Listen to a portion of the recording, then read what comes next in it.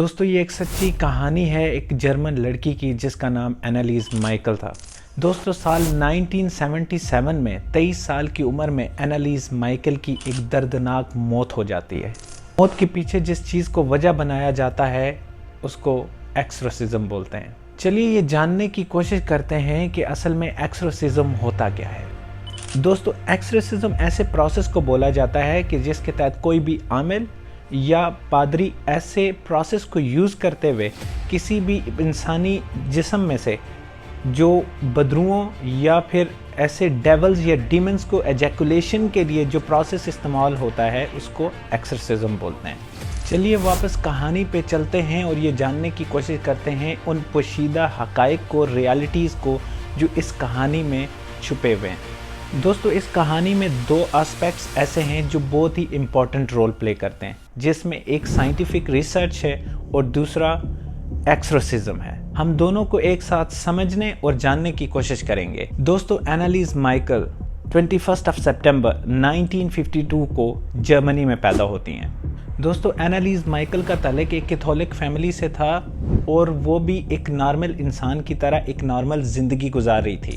कहानी में ट्विस्ट तब शुरू होता है जब वो अब 20 साल की उम्र को पहुंचती हैं। दोस्तों साइंटिफिकली जब एनालीज माइकल 20 साल की उम्र को पहुंचती हैं then she start suffering with the various diseases, जिनमें सबसे पहले नंबर पे आती है एपिलेप्टिक सीजर, साइकोसिस एंड डिप्रेशन। ये वो सारी बीमारियां अगर इनको आम ज़बान में देखा जाए तो सीजर एपिलेप्टिक ऐसी बीमारी को बोला जाता है जिसको आम ज़बान में मिर्गी कहा जाता है, और साइकोसिस ऐसी बीमारी को कहा जाता है जिसमें माइंड सफ़र करता है to recognise the original object, जिसमें आपका माइंड वो दिखा रहा होता है जो एक्चुअल में होता नहीं है। साइंटिफिकली ये कहा जाता है कि इन बीमारियों की वजह से एनालीज माइकल ने न सिर्फ खाना पीना छोड़ा बल्कि सोना भी छोड़ दिया, और with the passage of time Anneliese Michel की ज़िंदगी मुश्किल से मुश्किल तरीन होती गई। और ऐसा भी कई बार हुआ कि एनालीज माइकल ने सुसाइड कमिट करने की कोशिश की और अपने आप को ख़त्म करने की कोशिश की। दोस्तों ये सब होने के बाद एनालीज माइकल के पेरेंट्स बहुत कन्विंस हो गए कि Anneliese Michel under the attack of devils और डीमंस, जिनको बदरू या शैतान कहा जाता है। दोस्तों ये वो वक्त था जब एनालीज माइकल के पेरेंट्स को ये लगता था कि this is the last hope. तब उन्होंने एक चर्च के फादर को अप्रोच किया और उनसे ये रिक्वेस्ट की कि वो हमारी मदद के लिए किसी पोप यानी जिसको पादरी बोला जाता है उसको भेजें ताकि हम इस सिचुएशन से एनालीज माइकल को बाहर निकाल सकें। दोस्तों कई बार की रिजेक्शन के बाद फाइनली जो चर्च का फादर होता है वो मान जाता है एक पादरी को भेजने के लिए जिसका नाम फादर रिचर्ड मोरे होता है, और यहाँ से उस एक्सोर्सिज्म का स्टार्ट होता है जिसके चलते आगे की कहानी मैं आपको बताता हूँ। During this period of time Anneliese Michel के पेरेंट्स ने वो तमाम मेडिसिन बंद करवा दी जो साइंटिफिकली एक डॉक्टर ने प्रिस्क्राइब की थी एनालीज माइकल को उनकी बीमारियों को ठीक करने के लिए। फिर क्या होता है दोस्तों, एक्सोर्सिज्म के कई सेशंस होते हैं। इन सेशंस के दौरान एनालीज माइकल की तबीयत ख़राब से ख़राब तर होती गई और इवेंचुअली कई सारे सेशन होने के बाद एनालीज माइकल की डिहाइड्रेशन और बहुत सारी अदर रीज़न्स की वजह से मौत हो जाती है। तो यहाँ पे बहुत सारी चीज़ों का जन्म होता है, बहुत सारी चीज़ें यहाँ से पैदा होती हैं कि आखिर एनालीज माइकल को मसला क्या था। क्या वो वाकई बीमार थी और she is possessed by demon और डेवल? ये वो क्वेश्चन है दोस्तों जिसका न आज तक पता चल सका है और न पता लगाया जा सकता है। एनालीज माइकल की मौत के बाद उस प्रीस्ट फादर रिचर्ड मोर को गिरफ्तार कर लिया जाता है और उनके ऊपर केस कर दिया जाता है।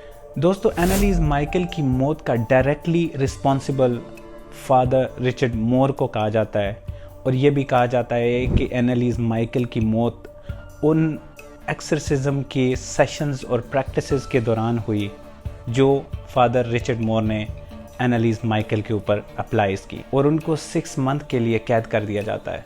इसके बाद ये केस कोर्ट में चला जाता है और कोर्ट में प्रोसीडिंग के बाद और काफ़ी सारे सेशंस के बाद ये फैसला कर दिया जाता है कि फादर रिचर्ड मोर जो कि गिल्टी है अपने सारे प्रोसेस के ऊपर, और इवेंचुअली उनको इस बेस के ऊपर रिहा कर दिया जाता है कि फादर रिचर्ड मोर की अटेंशंस जो थी वो मारने की नहीं बल्कि बचाने की थी। तो यहाँ पे बहुत सारे सवाल ये पैदा होते हैं कि आखिर इस कहानी में अगर इस प्रॉब्लम का सलूशन जो डॉक्टर प्रिस्क्राइब कर रहे थे और मेडिसिन दे रहे थे, तो फिर एनालिस माइकल ठीक क्यों नहीं हो रही थी?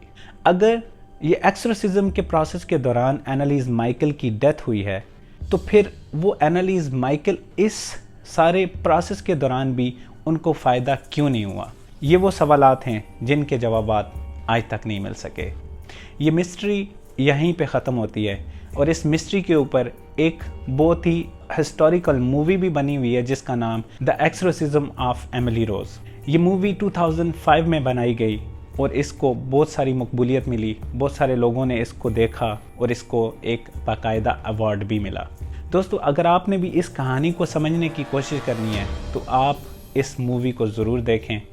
आल्दो के जो फैक्ट्स हकीकत में होते हैं या जो मूवी के अंदर उनको डिफ़ाइन किया जाता है, वो actually it's not reflecting the real story, but somehow आपको वो आइडिया मिल जाएगा कि असल में एमिली रोज़ के साथ या एनालिस माइकल के साथ हुआ क्या था।